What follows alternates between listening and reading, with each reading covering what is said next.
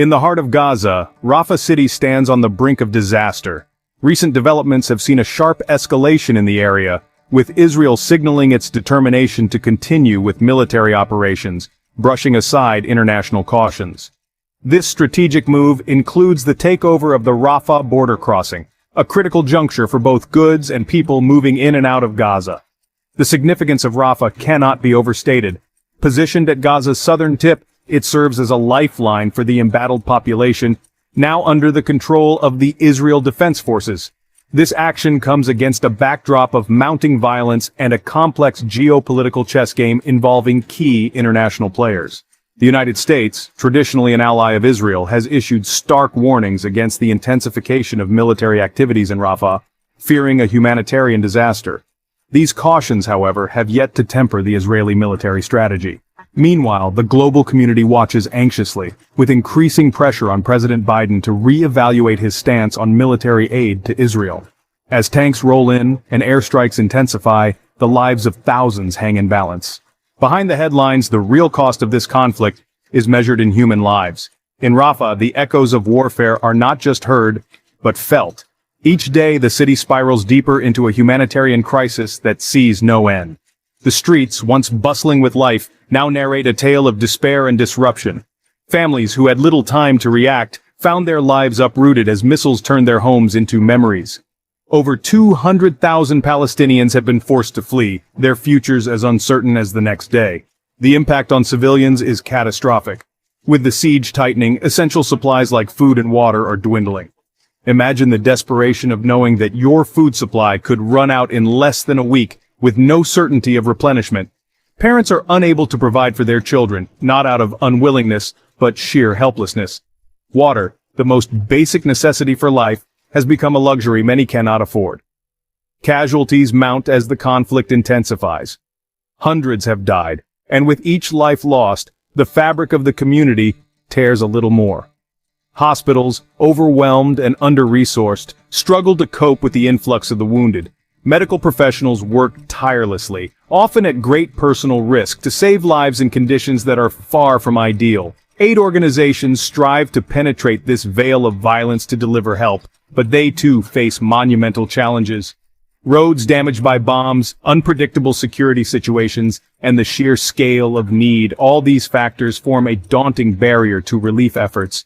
The people of Rafah are caught in a vice, squeezed between the immediate threat of military action and the slow, crushing weight of siege. With each passing day, the hope for peace dwindles, replaced by the grim reality of survival.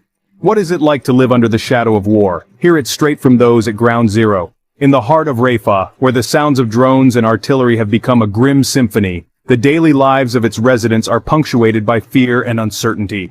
A mother, clutching her child close, shares, "Every night, we sleep with one eye open, praying that we wake up the next morning.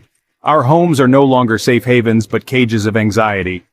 A young boy, no older than 10, reflects a chilling maturity beyond his years. "I used to play soccer right there." He points to a dusty alley now lined with rubble. "Now, we run to hide, not to score goals. I just want to play again, like before."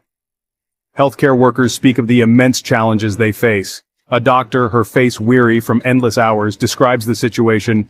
"We're running out of medical supplies faster than we can receive them. Each day brings a wave of casualties that we're not fully equipped to handle. It's a battle against time and scarcity." Volunteers from international aid agencies echo these sentiments. One remarks, "Getting aid to those who need it most has become a logistical nightmare. Every route is a potential target, every aid convoy a risk. Yet, we push on, because the alternative is to let countless lives suffer." Amidst the sounds of ongoing conflict, an elderly man's voice trembles as he recounts, "This city, my home, is scarred with the marks of war. We are tired, not just physically, but our souls are weary. We yearn for a sliver of peace to reclaim the life that was once ours." Their voices echo the urgent plea for peace and humanity amidst the chaos. As Rafah faces devastation, the world is not silent. The ongoing crisis in Rafah has prompted a flurry of international reactions, with leaders and citizens alike expressing deep concern over the escalating violence. The United Nations has been vocal, urging all parties to exercise restraint and engage in ceasefire negotiations. Efforts are being intensified to bring about peace, with several countries offering to mediate discussions between the conflicting parties. In the United States, the situation has sparked significant public outcry. Protests have erupted in numerous cities, with demonstrators advocating for the U.S. government to reconsider its military aid to Israel and to push harder for a resolution to the conflict.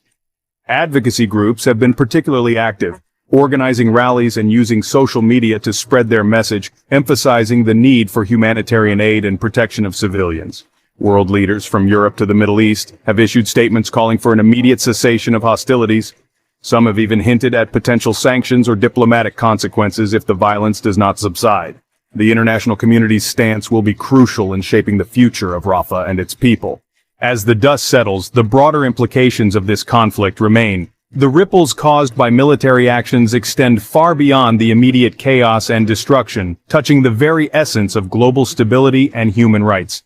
How often do we pause to consider the impact of these conflicts on the fabric of international law? What responsibilities do global powers hold in resolving these disputes while respecting the dignity of all involved?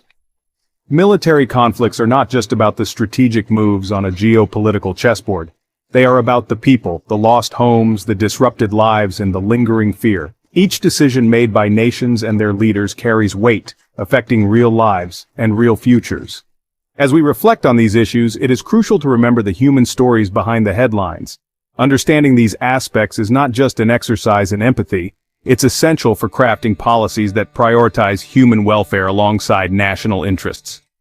In the end, it's not just about territory or power, it's about lives, about humanity.